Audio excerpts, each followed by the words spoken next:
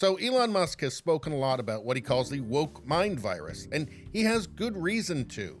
And it turns out this actually influenced his decision to buy Twitter, now X, in the first place, but we'll get to that in a bit. Here's the headline. Elon Musk slams California schools for infecting his child with the woke mind virus. Quote, she went beyond socialism to being a full communist and thinking that anyone rich is evil, Musk said. It says in 2022, Elon Musk's 18-year-old child, Xavier, legally changed his gender and name to Miss Vivian Jenna Wilson. This move was made in an attempt to make distance from billionaire father Musk, whom Wilson had begun to see as evil because of his massive fortune.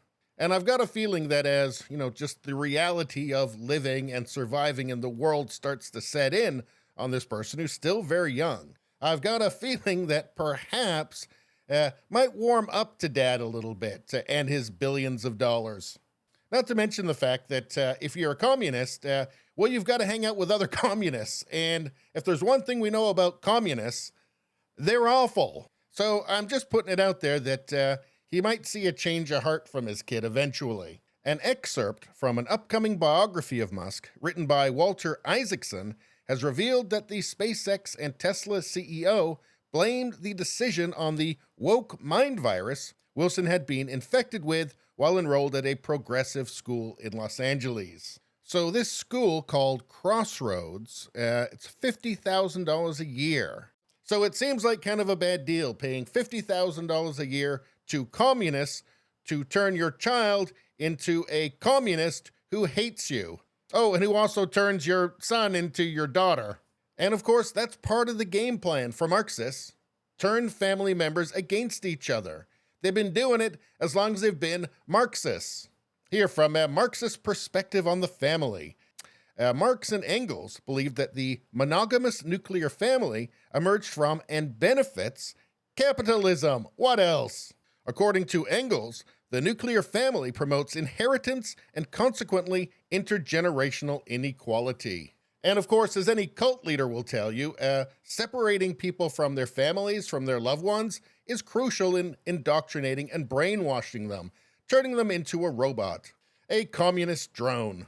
Look at all this commie gobbledygook here from the National Council on Family Relations. Dismantling structural racism and white nuclear family hegemony in the tax code. Here, again from the National Council on Family Relations. Toward dismantling family privilege and white supremacy in family science. It just seems like the National Council on Family Relations doesn't seem to like families very much. So I guess if you're young and impressionable and this is the sort of garbage that you're being fed by adults, it's not surprising that some kids at least would end up becoming family-hating communists. So let's see. It says when Musk became aware of his child's desire to transition, he was generally sanguine. However, before long, Wilson became a fervent Marxist and cut all ties with him, pleasing the teachers, I'm sure, to no end. Quote, she went beyond socialism to being a full communist and thinking that anyone rich is evil.